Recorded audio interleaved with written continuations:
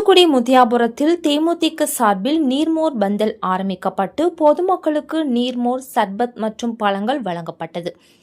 பொதுமக்கள் கோடை வெயிலில் இருந்து தங்களை பாதுகாத்துக் கொள்ள தமிழ்நாடு முழுவதும் தேமுதிகவினர் தண்ணீர் பந்தல்களை திறந்து பொதுமக்களுக்கு நீர்மோர் உள்ளிட்ட குளிர்பானங்கள் வழங்க வேண்டும் என தேமுதிக பொதுச் செயலாளர் பிரேமலதா உத்தரவிட்டிருந்தார். அதன்படி தூத்துக்குடி திமுக சார்பில் முத்தியாபுரத்தில் தண்ணீர் பந்தல் அமைக்கப்பட்டது.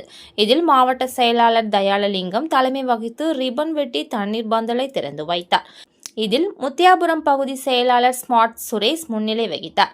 தொடர்ந்து பொதுமக்களுக்கு நீர்மோர், சர்பத் மற்றும் தர்பூசணி, பப்பாளி பழம் உள்ளிட்டவைகள் வழங்கப்பட்டது.